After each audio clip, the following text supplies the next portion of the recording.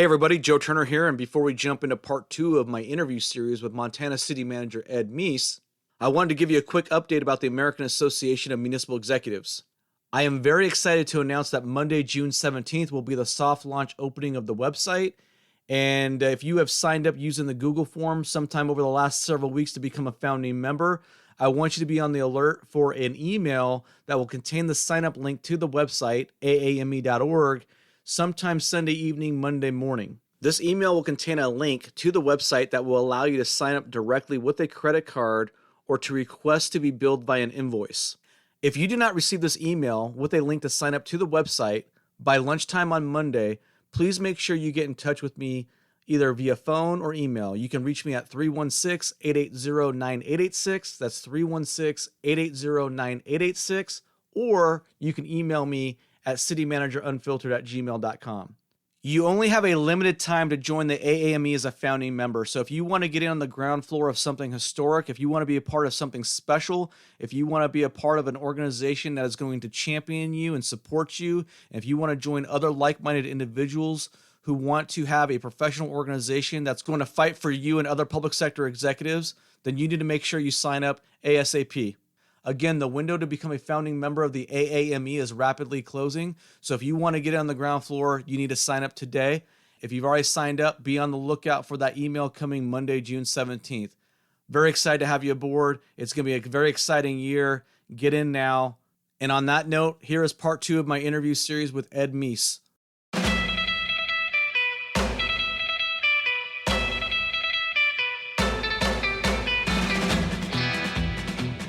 All right. I'm Joe Turner, and this is the City Manager Unfiltered podcast, a podcast for city managers and other public sector executives. It is the most influential local government podcast in America. And I got Ed Meece, city manager for Polson, Montana, with us today. We are going to do part 2 of our conversation. The previous part, we discussed a lot of his concerns and frustrations with ICMA over the years and why he left the organization after being a member for 25 years. And in this episode, we're going to pick up where we left off and talk about some things that are happening at the local level with the State Association for City Managers. And then we're going to also talk about a conversation he had with Marc, the CEO for the ICMA. And then we're going to segue into a final chat about the American Association of Municipal Executives and why Ed's excited to be a part of it. Hey, Ed, I want to use this as an opportunity to brag. My podcast has over 200 ratings and reviews in less than a year, and I'm pretty stoked about that. You were one of the individuals who left a rating and review. I do appreciate that. Yeah, that's fine. And I think it's important that folks know that I only wrote 150 of those. Just joking. Oh man, no, but seriously, 200 ratings and reviews. So thank you to everyone who's been listening. I've been beating the drum on that a little bit over the last month because I've been wanting to get that mark within the first 1 year anniversary of the podcast, and we did get to 200. Pretty amazing. So thank you all very much. Hey, Ed, let's talk a little bit more now about what's been going on at the local level. You know, in the first part of the podcast, you kind of made I don't want to say it was a throwaway mention, but you suggested that maybe you took the easy way out by resigning your membership and kind of just going about your business. But you've been involved at the local level here at your state association in quite an intimate fashion. And you guys are doing some things a little bit differently. And I don't want to steal your thunder, but well, I'll just let you go from there. Why don't you tell us what you've been doing at the state level, and I'll add some more comments to it. Absolutely, and glad to do it. But before I do, let's take that victory lap, right? So 200. That's great. Congratulations. I think sometimes city managers are the last people to take the victory lap. So take it, enjoy it, have a long, cold Coca-Cola and say, all right, let's go get the next 200, right? So thank you, sir. Thank you. Yes, absolutely. So as you said, when I left ICMA, I wasn't done. I wanted to continue to be involved in the field of local government management. And I think I've had an opportunity to do that a lot of different ways. Internships and mentoring has always been important to me. I've had that in every place that I've served. I've tried to bring those folks in and be encouraging to folks that are entering the field, especially young folks. We need them bad in local government, especially in the professional city manager role. So I've always enjoyed that piece of it.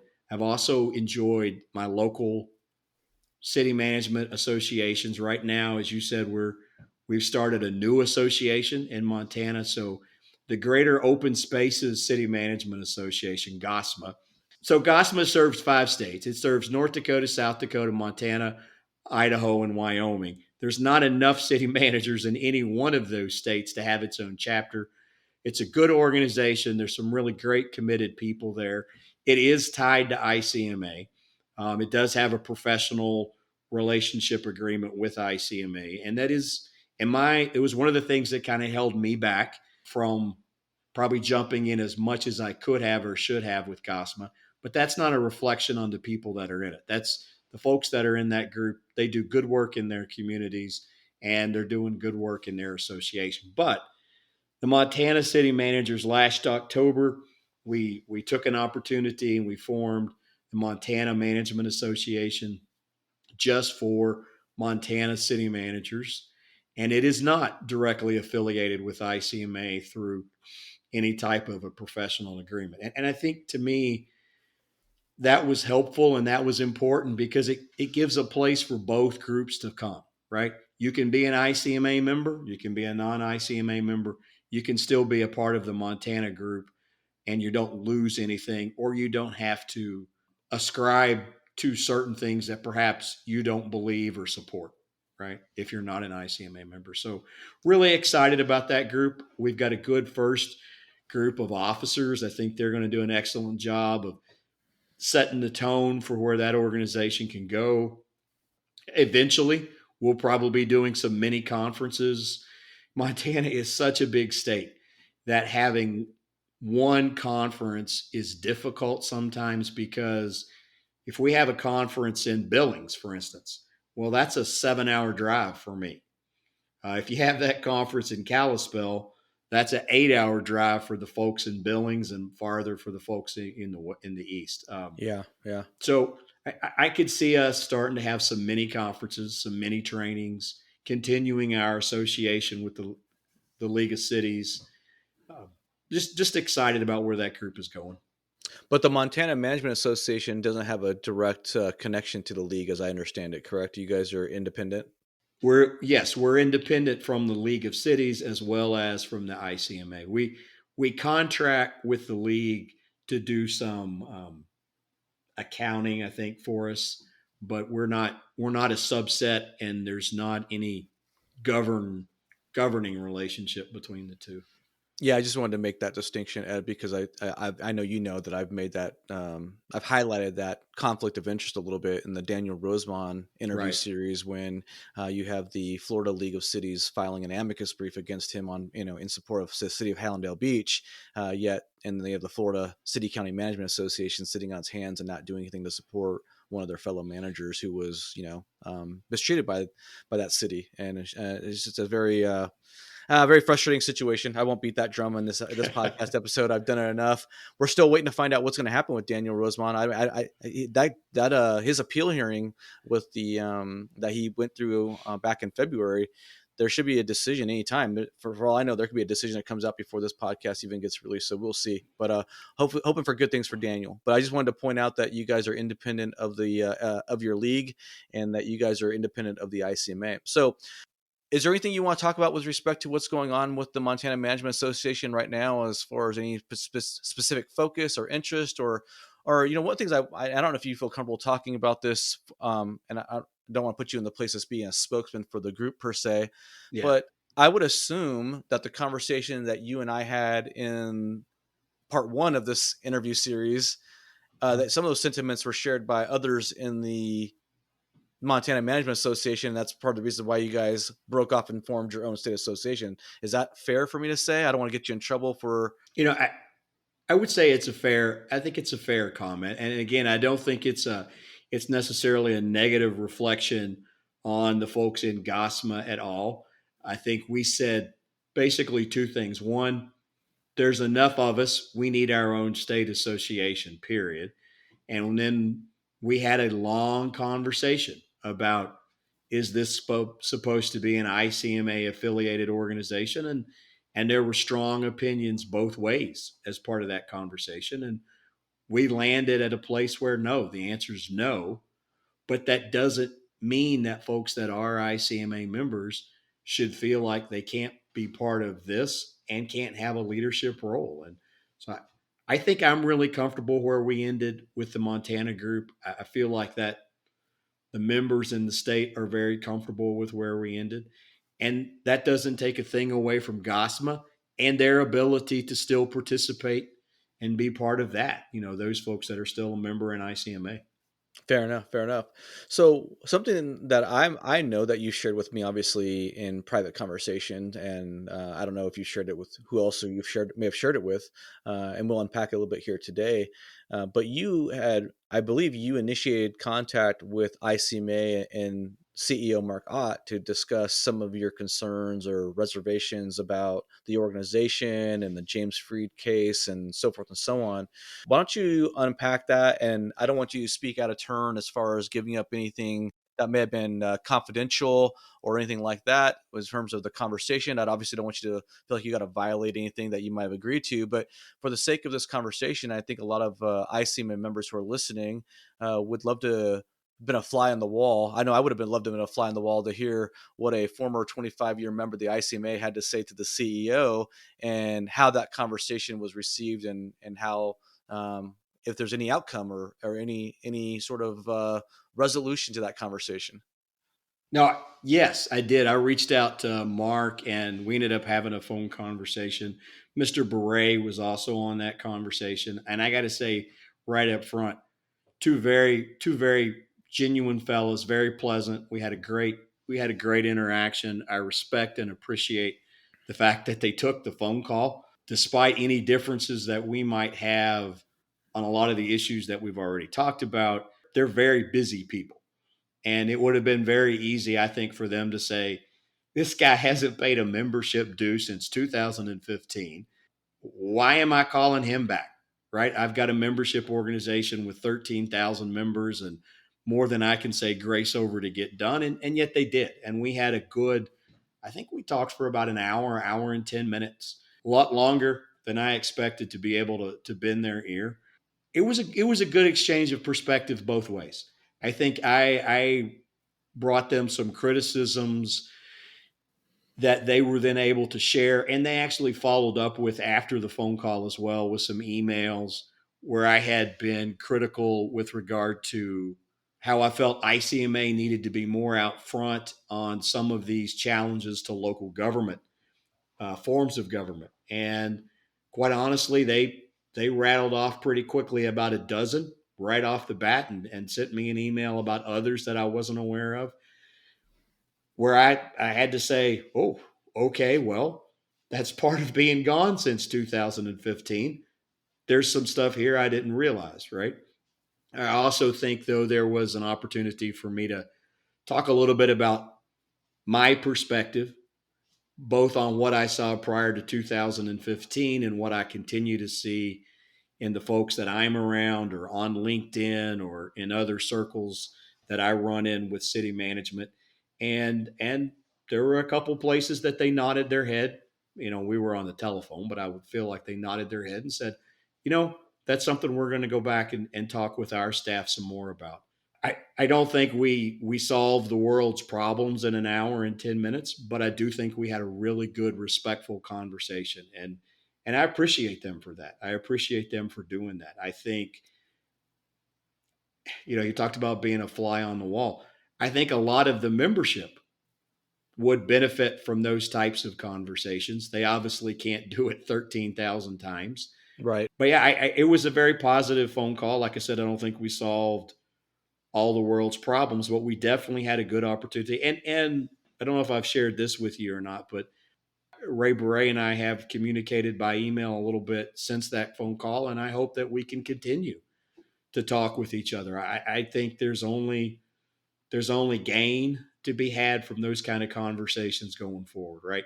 Helping me and others understand things that maybe we don't understand as well, and at the same time providing perspective to the ICMA leadership about opportunities they have to grow, right? Do you, could you summarize maybe the three main points or whatever it is that you communicated with them, and also can you elaborate on whether or not you felt that there was sort of, how should I say this? Did you get a sense that they recognized that these were legitimate concerns, or do you feel like they um, kindly, professionally, sort of gave you the professional brush off? I don't know how to say Yeah. that delicately. Yeah. You know what I mean? Yeah. I don't want to be unnecessarily rude or antagonistic towards Marc or Ray Baray or anything Right. like that. But you obviously had some concerns that you raised. If you could maybe flesh that out a little bit, and then also just give us a sense of how that was received by the upper echelons of the organization. Yeah. So I'll start with the second part. I, I do not feel like I got brushed off. I felt like we had a good, genuine conversation. I don't think we agreed on everything. I don't think that they, agreed with me on everything, which I didn't expect. But I don't think they brushed it off. I thought they were Okay. very fair and listening, and their responses weren't canned in any way, like they already had figured out what they were going to say. Marc is a former city manager, so he had some personal experiences of his own that we could relate between the two of us. So no, I don't think there was anything like that. I thought it was a good, genuine conversation. I think my opening with the two of them was kind of like this. I appreciate you taking my call. I want you to know this isn't about any kind of personal animus. This is really because I am so committed to the field of local city management. And I feel like ICMA is not supporting and maybe even hurting the field that I chose 30 some odd years ago. And I want to talk about that. And so that's really where I came from. I talked a little bit about the credentialing program. I talked, and I apologize because I've slept more than twice since we had that phone call. But I talked about the credentialing program. I talked about the form of government challenges. I think one of the things that I really tried to impress upon them, though, was not just the form of government challenges, but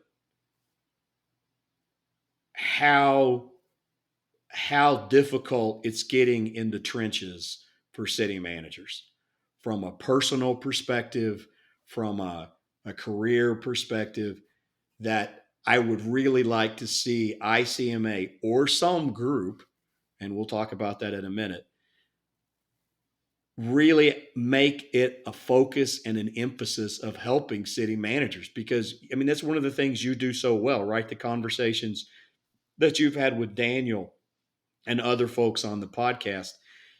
There is some crazy stuff going on out there. And no certification program or master's program or any of that is going to prepare you for some of the stuff that people are having to go into. Right. And so I Right. was really trying to lay that out for the ICMA folks that you can talk about that you don't support the individual, but unless you start supporting the individual in some respect, this field is going to disappear. Hmm.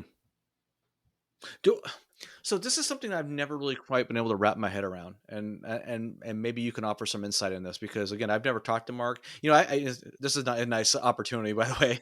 Hey, Marc, Ray, if There you you want to go. come on the podcast and you want to be interviewed, I would love to have you on. People say, hey, how come you don't have, can Marc come on your show? Like, anybody from the ICMA can come on this show.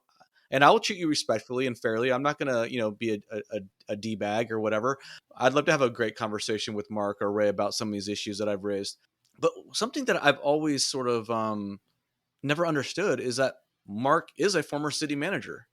And so I don't understand this disconnect under his leadership, as far as what the points I've been bringing. What do you chalk that up to? Do you have any insight on that, having spoken to the man? I mean, I don't, you know what I mean? Yeah. Like how do you become I mean, he wasn't a small town city manager. He was a city manager in one of the most challenging environments you could be in, city of No. Austin, Texas. I mean, so do you have some insights into the man and his leadership style? And did you get any sort of sense of who he is as a leader or person in that conversation that you feel comfortable sharing when it comes to this question, this conversation, this discussion of these points that we're having? No. I mean, I think that would be unfair of me to, because my only real interaction with Marc has been in that one phone call. Like I said, I haven't been a member since 15. My insight from that phone call is that he is very concerned about city management and local government. I take that to truth. I think he's genuinely concerned. Where his approach comes from and his background, I really wouldn't be fair of me to speculate whether that's a big city approach or whatever, right?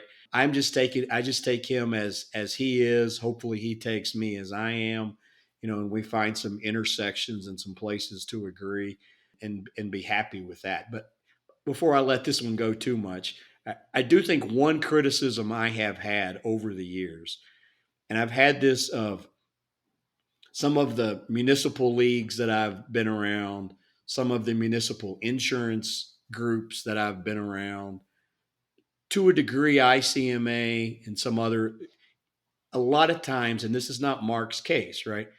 But a lot of times the staff does not come from a city background. And I do think that hurts the mission when folks don't come from a city background.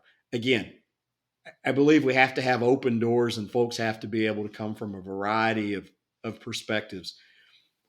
But if you don't come from that city background, you need to figure it out because it is so different than what the private sector does or even what county government does or what the military does. And so, again, I'm not pointing that towards Marc, but when you get an organization as big as Marc's, as big as ICMA, I think one of the frustrations I felt is that sometimes I was bumping into people that literally worked for the preeminent city management organization at the time and maybe had never been in City Hall.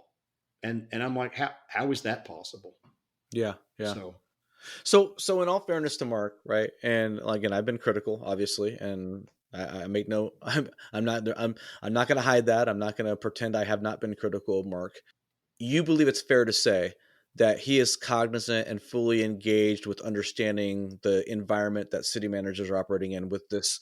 You feel really comfortable that he has a good grasp or awareness of that he's has not buried in the sand, at least on that aspect. Yeah, I think he realizes that is out there. I do. Whether we see it with the same level of urgency or whether we agree as to whether ICMA should play a part in that, probably not. That was going to be my follow-up question. So Yeah. did you come away from that conversation sort of reaffirmed in the belief that the ICMA is just hey, we've staked out this claim here, and we're not going to be engaged in the trenches as far as city managers, and we're going to stick to the macro 30,000 foot level of the profession? Did you come away with that sort of? Yes. Okay, all right. Yes, I did. And they did a very good job of articulating why, in the sense of that they are, as you've described, about the form of government. And you and I have talked about this offline too, right? Any organization that wants to do that and go to bat for city managers, there's still only so many resources that you can expend to make that happen, right? So True. you can't defend everybody all True. the time, 100%. That's fair. even if it's justified. So in a situation like ICMA, I imagine one of their problems would be, well, where do we draw the line? Where do we start? Where do we stop? That's a very fair point, Ed, because obviously that's something that we're going to have a discussion in the AAME because, you can't go to battle for everybody because you don't have the resources or the manpower to do so, one. And two, the other context of drawing the line is, well, when do you draw the line? Because sometimes city managers do stuff that doesn't deserve to be defended, right? And that's going to Absolutely. be, that's a tricky issue for sure. Yeah. I haven't really beat this drum too loud, but I haven't necessarily not beat the drum either when it comes to the ICMA and this aspect of it. And that is, and I've had a lot of city managers, some even become more vocal on my posts on LinkedIn, and obviously many more in messages and so forth and so on, privately, offline. But, I've beat the drum a little bit that the ICMA is reluctant to get involved in these fights on behalf of city managers because and people might think this is me being unfair, but at the end of the day, I'm not sure the ICMA truly cares whether or not Joe Turner is sitting in that chair or Ed Meece is sitting in that chair, as long as someone's sitting in that chair, because if you've been the only game in town for 100 plus years, whoever's sitting in that chair, more likely than not, is going to be a member of the ICMA. And therefore, it creates some peril or some economic fiscal hazards if the organization decides to go toe to toe with some of these governing bodies when they're not treating their city managers properly. Is that a fair argument on my part, or do you think I'm being unfair when I highlight that concern? Well, I would say that no, I think that's a fair argument. And I think it's an argument at an organizational level, not at a personal level, right? Right, right. Not like not Yeah, like I'm not Mark taking or Mark as a person. Right. right, Yes. right. Yeah. As an organizational level. And I think it's part of what frustrated me way, way, way back with Cincinnati, right? Because I knew the city managers that had sat in that chair or that were sitting in that chair. And I was personally invested in seeing them continue in that role at the role that it was and it was intended to be. ICMA probably didn't care about that as much as they did. Hey, can we keep a form of government here that's somewhat like the city manager that we used to have? And how do we make that happen, irrespective of whoever may be in the chair now or who may be in the chair next, outside of personalities? So yeah, I think that's a fair. I think that's a fair observation. Okay. Before we move on, I got one final thing I want to ask you about, and this is a little bit more of my ego, and I'm Okay. going to throw that out there, my Okay. bias. Uh, you know, one of the fascinating things about my role in this whole equation with LinkedIn and the podcast is that, and I've talked about this, I've vented in private to a lot of individuals, and I've also talked about it a little bit in passing on the podcast and obviously post, is that so many of our peers are reluctant to engage in with my content publicly because for a variety of reasons. One, they don't want to be seen as associated with somebody who's criticizing ICMA or criticizing a recruiter, and they're concerned about the guilt by association blowback. Obviously, some are concerned, rightfully so, about their governing bodies just seeing their posts on social media, or residents in their community seeing it. Every city manager has those detractors in their own community that are, that are stalking them online, trying to find a mistake or get them in a gotcha. So I get all that. And so what happens is, Ed, is I get a lot of feedback from individuals who say, yeah, I agree with you and I support what you're doing, as evidenced by the fact that I got 200, ratings on a podcast in less than a year. Right. So I get these feedback points from individuals, right? These touch points that say, yeah, I am on the right path, right? I mentioned you in the very first interview, our very first, the part one of our interview series, where you reached out to me and connected with me and said that want to be the first one to send a check, right? So to speak, right? I get Right. these touch points. So I get this validation, this confirmation that, yeah, I'm on the right track. But I'm also fearful that it's just like I'm drinking my own Kool-Aid and it's a biased sample set. So so bear with me on this one because it's a little bit of an Okay. ego stroke, but I want to know the honest answer. When did you have this interview, or when did you have this phone interview conversation with Marc and Ray? Roughly speaking, how long ago was this? Oh, so this was after the James Freed situation. So this is probably what I think it was Was August of last year. was it before the conference in October?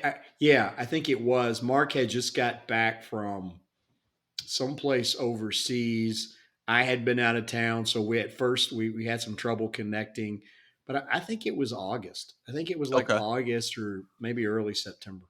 So I kind of blew up in a big way at the conference in October, right? So this conversation happened, it sounds like, before my Yeah, interview with James Freed even came out, right? I'd been beating the drum on it, but I hadn't had him on the podcast yet, and I went through the whole blitz during the conference, right?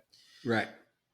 Did you get a sense that anything that I was doing was being impacting at all, or that they even knew who I was? They were listening to me, following my Yeah. content. Did you get a sense that anything that I was doing whatsoever was paying any dividends at all? So get ready for this, Joe. But you didn't come up. Like I don't want I don't want to like hurt you too much, right? but it wasn't part of the Unscripted, folks. right. Clearly, don't ask a question when you don't know the answer. And I don't think that's a bad thing, right? I mean, Mark, Ray, folks that work for ICMA, I'm sure they're following different news information sources, they have to know that you're out there. They see it, they hear it, people are pointing it their way. I know for a fact that from time to time, I get those LinkedIn, somebody looked at your post and I'm like, oh, really? Okay, well, I guess I know where that came from. But it didn't come up in that sense. I do think, when we had the conversation, they both talked about the fact that they knew there was dissatisfaction out there. They both talked about that. And they also talked about, I think, a task force that was either operating at that time or had just finished operating, sort of a focus group of the ICMA membership. What can we do different? That type of thing. But in terms of Joseph Turner specifically, Oh, you're going to no, repeat it now? You're going to repeat we it? Okay, didn't you're going to have rub it that in? conversation. Okay, thank you, Ed. I thought you covered it pretty well the first time, but now you're just going to... Well, it's funny. I will say, though, in all seriousness, I do think they're aware of me now, I guess. Sure. Because I've been told by numerous individuals that apparently the word is that the number one reason for people not renewing their membership is because of the James Freed podcast. Apparently that struck a chord. But anyway, enough picking on Marc and the ICMA and Ray Baray. I think we've beat that horse enough for this podcast. Let's segue to the American Association of Municipal Executives. I know you're excited to be a part of it. I'm excited to have you. I'm really excited about what this represents and what we're trying to accomplish with it. And why don't you just sort of articulate why you, instead of me speaking on behalf of it, why don't you articulate why you're excited about the potential of it? Like I said, when I first talked about ICMA, right? I think AAME is an opportunity for me in my career, at this stage of my career, to be where I felt like I was at one time in the early 90s with ICMA. There's a couple of really a short list of actionable goals for the AAME that you and Micah and others have laid out. But probably of all the things I'm most excited about with that group is the ability to build community and a real community. And I hear this when you talk to Micah and when you talk to Graham and the numerous other folks. I'm going to say I apologize. The guy from Weed. Tim Rundle. If I had that guy's sense of humor, I'd be going on. Isn't he amazing? I'd be like a stand-up comedian every night of the week, But I've been trying to get him to start his own podcast. I was like, you should do a podcast. If people... Right. No, and I think the reason I say community is because Micah said it really well the other day. People that support each other, right? So you guys have this really cool relationship, and from that relationship, Micah goes on and does what he does with regard to the Chat GPT, and he supports you and what you've been doing, and that's part of community, is just being there for each other and helping people realize their dreams. Whether you're mentoring somebody who wants to break into the field, or I'm calling my mentor who's still there for me 40 years later and saying, dude, what am I going to do about this? Community, to me, that's really what's going to make or break this organization, AAME, or any organization like it. And so I'm just excited about that. It's not 200 ratings and reviews, but the other day, just by totally accident, I was looking at my LinkedIn page and I have 600 people that I'm connected to. 600 people. And I'm like, where in the world did I find 600 people that even care that I exist, more or less want to exchange thoughts and opportunities and concerns and all of that. So that's what I really am looking forward to with the AAME. There'll be good professional development. There'll be good opportunities to do technical types of work, support city managers that are going through tough things. But a lot of that is just organic to that community conversation. Yeah. Ed, you and I have had, I mean, we're not obviously as close as, say, me and Micah, for example, or me and my buddy Brandon Dross or anything like that. But when it comes to the folks that I've met online through LinkedIn, you're one of the closer folks that I have a relationship with.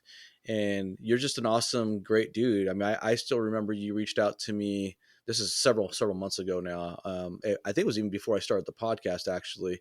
And you're like, "Hey, I just hadn't talked to you in a while. I wanted to check in to see how you're doing." And I remember that phone call because it actually inspired me to put a post up on LinkedIn. It was something like, check in with a peer or Right. colleague because you had done that. And I remember coming away feeling so like, God, I don't want to get emotional because it's kind of like I don't know, a fluff. I'm not really a fluffy emotional guy, really, so I don't want to get emotional. But it's nice to feel missed or wanted or valued by another person, right? Right. And to me, that is what's really great about the amazing experiences I've had through LinkedIn and the podcast. And this is, and I don't want to repeat say the same thing over and over again. But one of the reasons why I'm really excited about AAME is this idea that I want to share. I want to not, it's not share. I want to give other managers the opportunity to connect in a more meaningful way with their Right. peers, like that I've been able to accomplish through the podcast and through LinkedIn, right? Not every manager is going to post on LinkedIn because of what we talked about, the public scrutiny and everything else. It's like they'll read what I'm doing. They'll say that's great for Joe Turner, but you won't catch me posting something on there. So they're not going to get those connections with other managers on LinkedIn because they're not engaged in the platform like I am. And they're going to say, "Hey, that's great that Joe Turner's doing a podcast. I don't know how the hell he finds the time to do a podcast every week, but I can't do it." And so they're not going to be able to meet with people and connect with other managers like I can through my podcast, which has just been an amazing experience, right? Like Daniel Roseman, Tim Rundle, for example, all the stuff. It's just great. I mean, it's just amazing that I can reach out to these people, talk to them, and have great offline conversations. And so, what I really wanted to accomplish with AAME, it was the number one, right? Pillar number one was this idea of community and connectedness, because that's been the most dominant theme that I've heard in the entire time that I've been online posting about this stuff. Is this disconnected, this sense of being alone, and the isolation. And I want other managers to be able to come together on this platform that we're going to create and have these connections and build these connections so that they can have meaningful offline conversations that help make them feel seen, make them feel valued and heard and missed, and make them feel more connected. I know I'm repeating myself, right? But at the end of the day, I came away from that interaction with you feeling so uplifted and so buoyed that I was just like, I gotta share this with other people, and I want other people to feel this way. And like, I want to reach out to somebody else the way Ed reached out to me, because I want them to feel like someone out there is looking out for them. And that's what I'm really excited about most about everything. I'm not gonna lie, I'm a fighter. I like to get in and do the advocacy stuff, and I can't wait to lock horns on some of those fronts. But that's what I'm genuinely most excited about, and why I do the podcast. I mean, I'm still doing a podcast, like, I'm episode 54 or 5 now, and I don't have ads on it. I'm not making any money on it. You know what I mean? I'm not Right. doing it for the money, that's for sure. It's a huge time investment. It takes a lot of work. I dread it sometimes, to be 100% honest, because it's a grind. But the ability for me to connect with people and create these relationships is what I find so motivating and uplifting, and gives me the fire to keep on going. And that's what I want others to have through the AAME. No, I get it. You just preached a sermon that I think we should all be listening to. That's exactly right. And you know, whatever your field is, you need those folks around you that support you, carry you through the tough times, celebrate the victories with you. And I think the AAME will give us an opportunity to do that. It's not something we can't or shouldn't be doing without an organization or without a podcast. We absolutely should be. But it just gives us another way to make that happen, right? So True. for, Absolutely. for you know, for me, for instance, that's always been. I'm not trying to blow my horn, but people have always been kind of my juice in this field. I love knowing people. I love being able to pick up the phone and call somebody and do that type of thing. And yet, still, until some of the stuff that you were doing back, about that time that you're talking about that phone call, I had gotten kind of complacent about it. I had. And then some of the things you and I heard others say and do and post. Now I'm like, oh, okay, I got to go down to XYZ. Karen and I are going there on vacation. She's going to be doing this for 2 hours. I wonder what the city manager's doing. I'm just going to like call them up and say, "Hey, can I drop in for a couple minutes or Yeah, or whatever." That to me, that's also the beauty of that community when we can get empowered to just start making those connections outside the formal channels, right? absolutely. Um, so, I mean, you know this. The last 2 weeks have been kind of rough for me personally, and yet in the middle of that, I've had a couple of folks in my circle that reached out and said, "Hey, know you're going through some stuff. Just know if you need to talk, I'm here." Again, not like you said, not a bunch of touchy feeliness. Just I'm here. I'm thinking about you. Keep the faith. And yet that text, that phone call, that was enough to get me to through the rest of the day. We all need that. And we need to be not only seeking it out when we need it, but we ought to be giving it as we know others need it. And so I'm just, again, I'm excited about that part of AAME and how it's going to encourage us to do more of that. Yeah, I think something that I've become a little bit more aware of is I've naturally been a guarded person. I've talked about my childhood a little bit and kind of reasons why that's the case, but I also think that our peers are similar because of just the nature of the profession, always being under a microscope and being fearful of where the next attack's going to come from or the next backstabbing or whatever the case might be. Is I just feel like we are all so, generally speaking, very guarded, right? Even when we interact, a lot of times, just in general, in these group settings, like how open are we really truly getting with each other, right? I don't think a lot of us really open up because we are naturally always on the state of readiness, and we have to be careful. And I'd like to see us get to the point where we can actually have more meaningful sharing of some of these things that are make us more vulnerable. Man, there's a lot of times I'd like to talk about. I should say I'd like to talk about. That's probably an overstatement because of my personality. But there's a lot of things that I would like to maybe flesh out in a more meaningful way with other individuals that I feel more comfortable sharing those types of things, right? Having that connection with, right? That I can maybe get into the inner workings of what I'm thinking about or what's going through my mind. Or the other thing too is, um, I just turned 47, Ed, and I'm not old, Happy but I'm birthday. Thank you. It was a little while back, but I've just turned 47, and my mortality is becoming more and more of a thing, right? The sense of like, I got fewer good years ahead of me than behind me is how I look at it. And how do I want to navigate the next 20 years of my life? Mm-hmm. This is a random one-off, like I just read a story yesterday about the guy, one of the founding members of the band Train, the group that sang Drops of Jupiter or whatever back in the early 2000s, died slipping and falling in a shower at 58 years of age. You know what I mean? It's like, who knows how many more years I got left. It'd be nice to have more real conversations with some individuals about some of the things that we're working through as we age and progress, not only as professionals but as individuals. I'm a recent empty nester.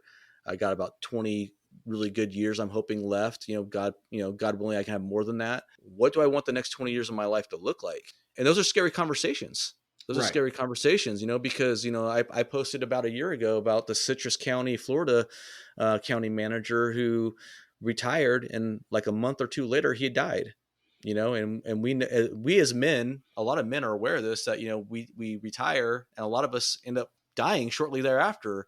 And those are some sensitive conversations to have. Yeah. And I'm kind of getting off and rambling a little bit in the weeds here a little bit, Ed, but I think these are conversations that more of us want to have, but we don't really know how to have these conversations. One, and I'm speaking more to the men in this context, is men are not really, generally speaking, more open about their feelings and emotions than women, generally speaking. And then you layer on the complexities and realities of this profession, this line of work that we're in, and it's a double whammy. And so I'd like to see us engage in more meaningful dialogue in some of these issues. Oh, exactly. And I think, yeah, I think to your point, for instance, since we've been in Montana, I've been blessed to have a couple of other city managers in my life that two, that I could have some of those very deep, dark conversations with. And I'm glad for that. We share similar faith backgrounds. We share similar value backgrounds. Our families know each other. And yet both of those individuals, when they've been through some stuff and when I've been through some stuff, we were able to lean on the other one. and in a special way that really nobody else could understand because of all those, like you said, other layers of complexity. So if this group can just be another way of pushing that type of community forward, I think that's an incredible opportunity. The other thing I'm really excited about too, Ed, is that during the process of my evolution on LinkedIn, the building of my following, my platform. It sounds so weird to say, and I hate really talking about it like that. It just seems so strange to talk about me even being like a thought leader or an influencer. But I get so many individuals, so many who reach out to me with questions or wanting feedback about how to transition into becoming a city manager, right? Either Mhm. they're in that traditional path, they're working their way up in government, or they're wanting to transition from the military or from the private sector in some capacity. And you have a heart for mentorship, and I have a heart for mentorship, but in a different way, because I've never had a mentor. I've just always had to do it on my own. But I genuinely love helping others and giving of myself. I mean, I think most of us do, because that's why we're in this profession, right? Helping others, generally speaking. One of the things I'm really excited about with the AAME is the ability to bring together seasoned veterans who have hearts of gold, who really want to distill their knowledge and experience with others. And I'm really excited about creating. I think we can do it differently and better. And I'm not trying to dog anybody when I say that, but I think we Sure. can do it better when it comes to matching the mentors with the mentees. And this was something I stumbled upon relatively recently in that podcast interview I did with Kevin Richardson. I don't know if you had a chance to listen to that one, Ed, but I talked to Kevin Richardson about almost creating a match or Tinder for Mhm. mentors and mentees. And I think we can do it better than it's been done by anybody so far. And I can tell you, there is such a hunger and a thirst out there by so many people who want to join this profession or enter the profession, or trying to, aspiring to be there, but they don't know how to get matched up.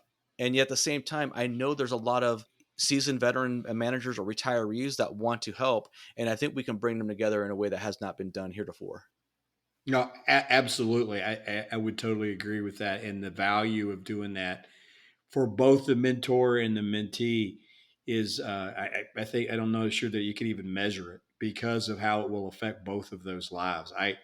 I had a year and a half to work for Bob Schrage at the Northern Kentucky Area Development District. It's a council of governments.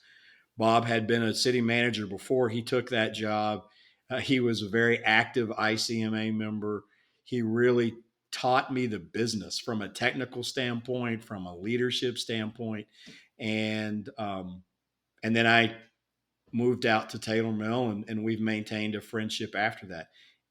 And yet, both of our personal lives, we have faced some very dark days, very similar dark days, and have been able to be there for each other. Um, and tomorrow, if Bob were to call me and say, "Hey, I need your advice about this," or vice versa, the phone would be answered both ways. Even after 40 years, when you might say the mentoring part of that stopped, well, it really didn't. And I just give you a quick, for instance, with Bob. For instance, he actually retired from the Council of Governments. Bob mentored personally at least a dozen people who became city managers. Now, if you figure that each one of those city managers mentored at least one person, now all of a sudden Bob's put 2 dozen, 3 dozen people. You talk about the coaching tree, like the Right. Nick Saban coaching tree. Well, I sat down one time and just started looking at the Bob Schrage coaching tree. I'm like, wow, what I would love to look back one day and see I had that much influence, right? What better legacy for your career than to say I influenced this many other careers in a positive way, and look what they've been able to do. Some of them in cities of 5,000, some of them in cities of 100,000. Yeah. Yeah. Right? I mean, I just the power of mentor, mentoree, internships. I'm a huge believer. Yeah, man. And funny you mentioned the coaching tree, because I was, shout out to the Pennsylvania State GFOA, who invited me out to speak to their conference this week. And I was there literally yesterday. And I spoke about the coaching tree and how much value and importance it is to me to be able to help others come up through the ranks, right? And I feel Right. like there's so many individuals in our profession who want to help others, and that's what I love about what we do. I can see you getting a little emotional there about Bob and his impact on you. Well, That's awesome. yeah, absolutely. And I will say too, after that monologue, Shraggy owes me lunch at least. So when I'm going to make sure he listens to this podcast and he buys me lunch. But yes, I mean, he was part of that. He was absolutely part of that. I love that. I've actually been speaking of Brandon Dross, my buddy. He actually pitched the idea to me recently, and I need to follow up on it and do it about actually having a whole series of podcasts dedicated to inviting city managers on to talk about singing, basically to praise their mentors, right? To Right. basically say thank you to the mentors that have helped them, because can you ever really thank your mentor enough? I don't think you probably can, No, really. no. And it'd probably be nice to bring some of these city managers on. So hey, so if you're a city manager listening to this podcast right now and you'd like to come on and say thanks to your mentor, or talk about what your mentor or mentors, how they helped you, hit me up, because maybe it'd be a standalone podcast episode, or maybe I do a series of vignettes and put them all together in one episode. I don't know, but I'm just kicking around that idea. So Ed, that's awesome. Before we wrap up, I know you've also talked about another individual who has had an impact on you. You never shared me with his name, and I was almost embarrassed to ask, but you referred to, I guess, a former city manager in Cincinnati, and maybe that kind of dovetails back into part one when you expressed some of your frustrations about the Yeah. ICMA in that situation. But you talked about another manager who had an impact on you. You want to elaborate on that a little bit? Yeah. And I think it goes back to the point that, mentoring isn't necessarily have to be a formal relationship or even something that goes on over a long period of time. So when I was in Northern Kentucky, we frequently had lunches with the Ohio City Management Association. I think maybe once a quarter, 2 or 3 times a year, something like that. And so you're this 26, 28-year-old city manager still cutting your teeth. And all of a sudden, at the next table over, there sits the city manager for Cincinnati or the county manager for Hamilton County. The city manager in Cincinnati had more employees than I had residents in Taylor Mill, right? Right, So right. you're like, okay, here's kind of the big players. And really, just on 2 occasions, I was pushy enough to make sure I got over to the table and sat down at John Shire's table. John was the city manager in Cincinnati at the time, and of course you're just listening. Right? I'm like, soak up the wisdom. And At I the altar of the remember, gods, right? right, right, and I Yeah. remember I said to John, and I don't know if John would even remember this now because it wasn't like we were the best of friends even then. But I said, John, I'm just amazed because the scope of responsibility that you have compared to what I have to do in Taylor Mill. I don't know how you get it all done. And I was just doing a little bit of hero worship, I guess, if you would. And I remember John turned to me, and I've used this line at least 1,000 times in the last 30 years. And John turned to me and he said, "Look, Ed, you fill 100 potholes, I fill 1,000 potholes. You fill the pothole the same. It's all a matter of zeros." And there was a couple of lessons in that for me. One of the lessons was, wow, this guy's humble enough that here's this 28-year-old kid, and he's actually acknowledging the fact that I'm at the table with him and Mm-hmm. having a conversation with me, and just how important humility can be in the job, right?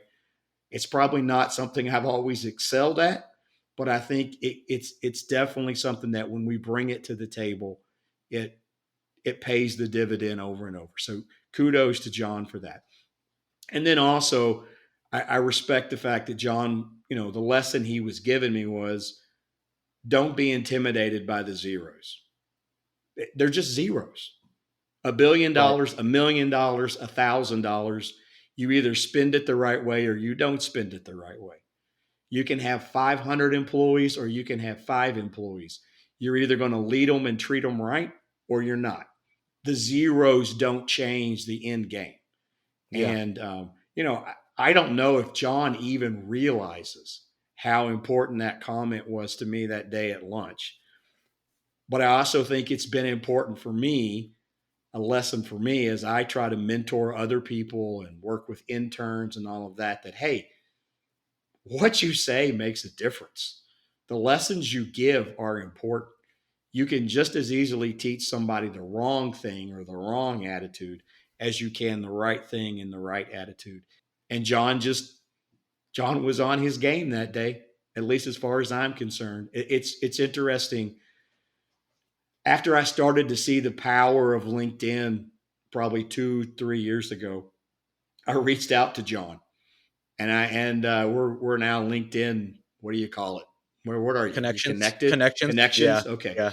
We're now connected on LinkedIn, and I think I even had to explain to John who I was when I reached out to him, and I love that.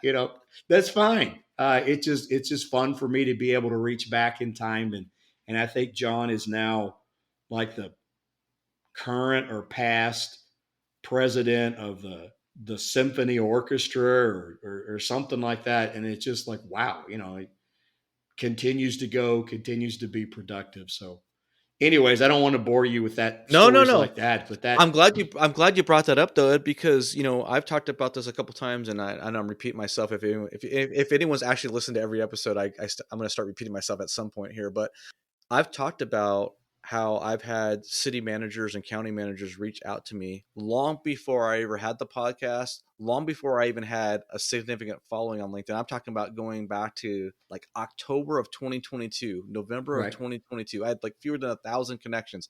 I still remember to this day, David Ellis, the Wake County administrator, big dog, right?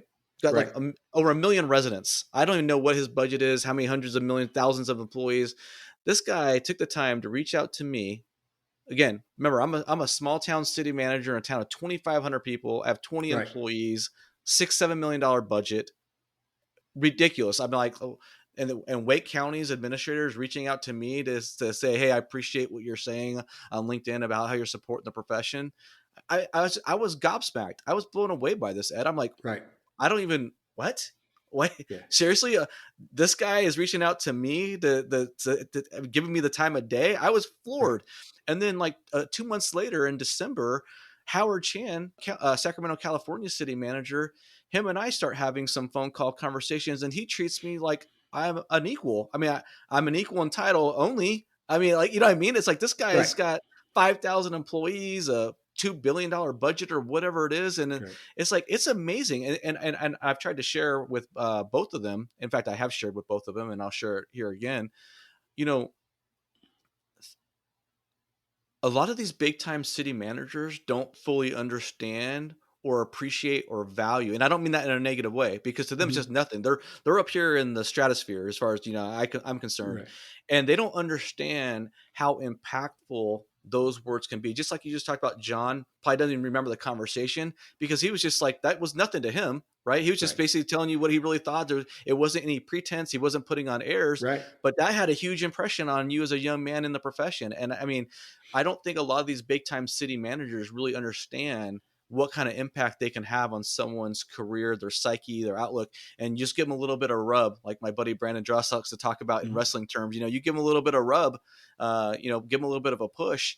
Man, it gives people a lot of confidence, a lot of motivation, a lot of like, oh, maybe I am cut out for this job. You know what I mean? Right.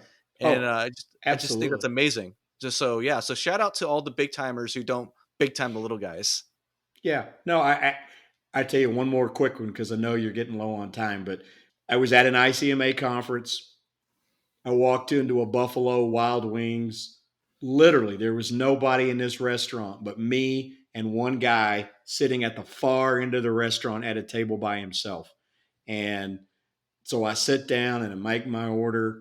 I can tell he's a conference attendee because he's still got his little name tag, in the front. And I'm thinking, oh, do I go down there? Do I just let the dude eat in peace? Gave him kind of a casual wave. About 3 minutes later, here he comes. He's walking down the aisle. He comes over to my table and he says, hey, looks like we're the only two city managers that didn't go to the football game tonight. Do you want to have dinner? And I'm like, sure, absolutely, have a seat. So we have this great conversation. Hey, my name's Ed. My name's Daniel, so on and so on. We're just having this great conversation. And then when we stood up to leave, I said, by the way, Daniel, I'm not real good at reading name tags. So, where are you the city manager from? And he said, oh, I'm the city manager in Miami, Florida. And I'm like, again, I'm this little guy from Livingston, Montana, and I've just had dinner with the city manager. Daniel Alfonso, incredibly nice guy, superhuman being. Again, humility, humble.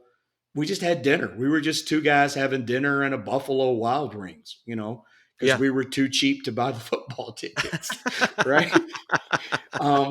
And I'm just going to bring this all back to where we started, and that is community, right? Yep. It's community. When you have that level of comfort, you don't even know the guy at the other end of the restaurant or the lady at the other end of the restaurant, and yet there's something about your organization, your field, your temperament that allows you to make the walk, which it wasn't me, it was Daniel, and say, hey, why don't we share a table and figure out what we've got in common?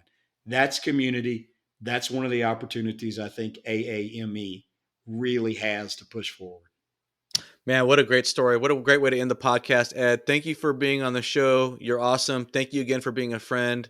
Absolutely. You're just an amazing dude. And hey, here's to making a lot more new friends in the next 12 months, right? So I'm with you. Let's do it. All right. Hey, thank you very much, Ed. That's going to do it for us today. I'm going to wrap it up. This is the City Manager Unfiltered podcast, a podcast for city managers and other public sector executives. It is the most influential local government podcast in America. Over 200 ratings on Apple. How about that? Catch you next time.